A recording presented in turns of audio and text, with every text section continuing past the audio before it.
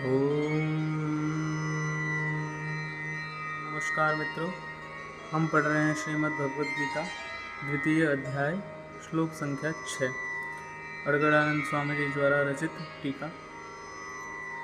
न चैतद्विद्मः कतरन्नो गरीयो यद्वा जयेन यदि वा नो जयेयुः यानेव हत्वा न जिजीविषाम स्तेव स्थिताः प्रमुखे धातराष्ट्राः। यह भी निश्चित नहीं है कि वह भोग मिलेगा ही। यह भी हम नहीं जानते कि हमारे लिए क्या करना श्रेयस्कर है, क्योंकि जो कुछ हमने कहा वह अज्ञान प्रमाणित हो गया। यह भी ज्ञात नहीं है कि हम जीतेंगे अथवा वे ही जीतेंगे। जिन्हें मारकर हम जीना भी नहीं चाहते, वे ही धृतराष्ट्र के पुत्र हमारे सामने खड़े हैं। जब अज्ञान रूपी धृतराष्ट्र से उत्पन्न मोह इत्यादि सुजन समुदाय मिट ही जाएंगे, तब हम जी कर करेंगे क्या? अर्जुन पुनः सोचता है कि कुछ हमने कहा कदाचित यह भी अज्ञान हो, अतः प्रार्थना करता है। कार्पण्य दोषोपहत स्वभावः पृच्छामि त्वां धर्म सम्मूढ़चेताः यच्छ्रेयः स्यान्निश्चितं ब्रूह तन्मे शिष्यस्तेऽहं शाधिमान् त्वां प्रपन्नम्। कायरता के दोष से नष्ट स्वभाव वाला धर्म के विषय में सर्वथा मोहित चित्त हुआ मैं आपसे पूछता हूँ, जो कुछ निश्चित परम कल्याणकारी हो वह साधन मेरे लिए कहिए। मैं आपका शिष्य हूँ, आपकी शरण में हूँ, मुझे साधिए। केवल शिक्षा न दीजिए, बल्कि जहाँ लड़खड़ाऊँ वहाँ संभालिए। लाद दे लदाए दे और लदाने वाला साथ चले। कदाचित गट्ठर गिर पड़ा तब कौन लदवाएगा। ऐसा ही समर्पण अर्जुन का है। यहाँ अर्जुन ने पूर्ण समर्पण कर दिया। अभी तक वह श्री कृष्ण को अपने स्तर का ही समझता था। अनेक विद्याओं में अपने को कुछ आगे ही समझता था। यहाँ उसने अपनी बागडोर श्री कृष्ण को वस्तुतः सौंप दी। सद्गुरु पूर्ति पर्यंत हृदय में रहकर साधक के साथ चलते हैं। यदि वे साथ न रहें तो साधक पार न हो। युवा कन्या के परिवार वाले जिस प्रकार शादी विवाह तक उसको संयम की शिक्षा देते हुए संभाल ले जाते हैं, ठीक इसी प्रकार सद्गुरु अपने शिष्य की अंतरात्मा से रथी होकर उसे प्रकृति की घाटियों से निकालकर पार कर देते हैं।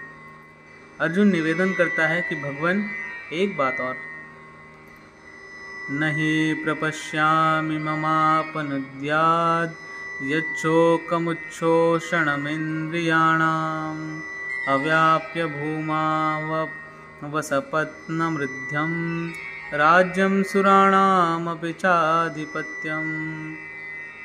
भूमि पर निष्कंटक धन धान्य संपन्न राज्य को और देवताओं के स्वामीप इंद्रपद को पाकर भी मैं उस उपाय को नहीं देखता जो मेरी इंद्रियों को सुखाने वाले शोक को दूर कर सके।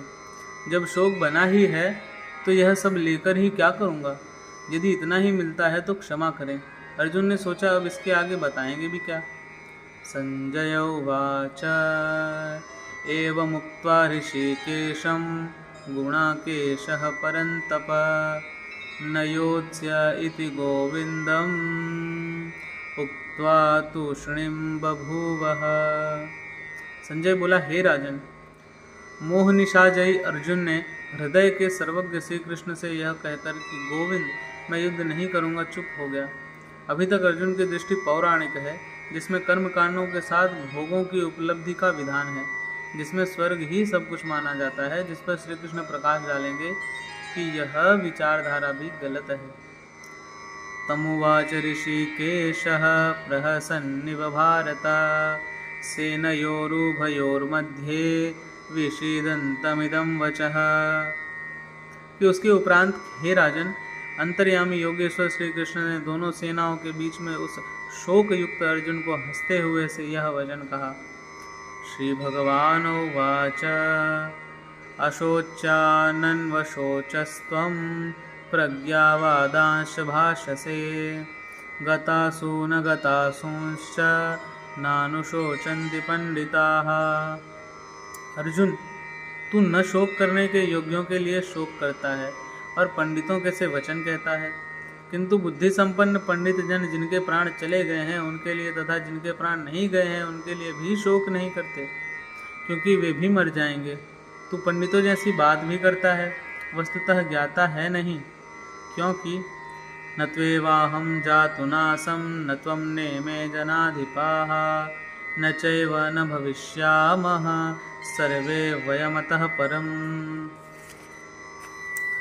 अर्थात न तो ऐसा ही है कि मैं अर्थात सद्गुरु किसी काल में नहीं था, अथवा तू अनुरागी अधिकारी अथवा जनाधिपाः राजा लोग अर्थात राजसी वृत्ति में पाया जाने वाला अहम नहीं था, और न ऐसा ही है कि आगे हम सब नहीं होंगे।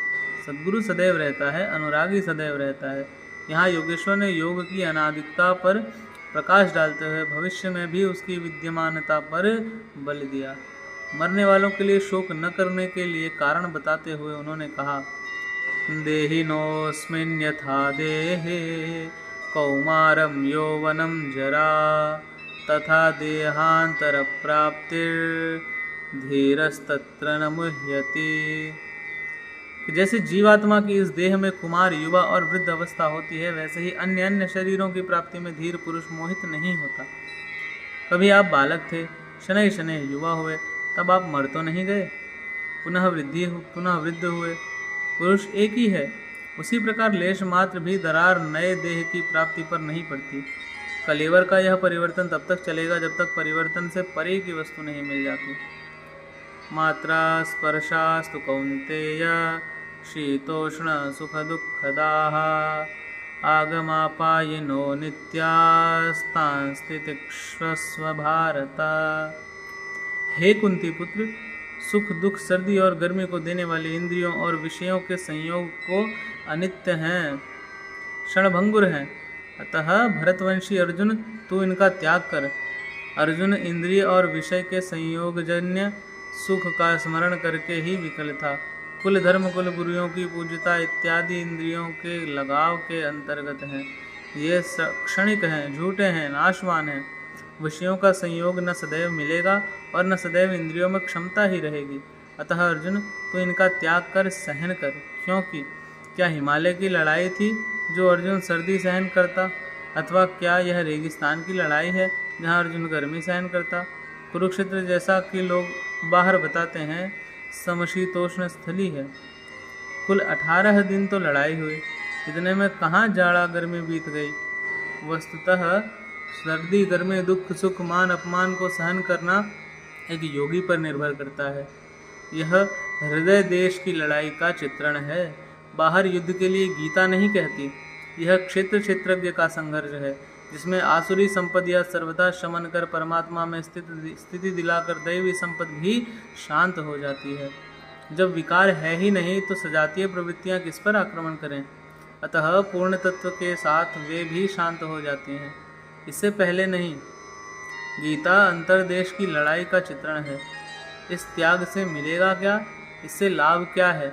और इस पर श्री कृष्ण कहते हैं, यम हि न व्यथयन्त्येते पुरुषं पुरुषर्षभा समदुःख सुखम धीरम सोमृतत्वाय कल्पते। क्योंकि हे पुरुष श्रेष्ठ, दुख सुख को समान समझने वाले जिस धीर पुरुष को इंद्रियों और विषयों के संयोग व्यक्तित नहीं कर पाते, वह मृत्यु से परे अमृत तत्व की प्राप्ति के योग्य हो जाता है। यहाँ श्री कृष्ण ने एक उपलब्धि अमृत की चर्चा की। अर्जुन सोचता था कि युद्ध के परिणाम में स्वर्ग मिलेगा या पृथ्वी, किंतु श्री कृष्ण कहते हैं कि न स्वर्ग मिलेगा न पृथ्वी, बल्कि अमृत मिलेगा। अब अमृत क्या है? ना सतो विद्यते भावो ना भावो विद्यते सतः उभयोरपि दृष्टोऽन्तस्तत्त्वदर्शिभिः। अर्जुन, असत वस्तु का अस्तित्व नहीं है, वह है ही नहीं, उसे रोका नहीं जा सकता, और सत्य का तीनों काल में अभाव नहीं है, उसे मिटाया नहीं जा सकता। अर्जुन ने पूछा, क्या भगवान होने के नाते आप कहते हैं? तो श्री कृष्ण ने बताया कि मैं तो कहता ही हूँ। इन दोनों का यह अंतर हमारे साथ साथ तत्वदर्शियों द्वारा भी देखा गया है। श्री कृष्ण ने वही सत्य दोहराया जो तत्वदर्शियों ने कभी देख लिया था। श्री कृष्ण भी एक तत्वदर्शी महापुरुष थे। परम तत्व परमात्मा का प्रत्यक्ष दर्शन करके उसमें स्थिति वाले तत्वदर्शी कहलाते हैं। सत और असत है क्या, इस पर कहते हैं। अब आगे अगले वीडियो में पढ़ेंगे। धन्यवाद।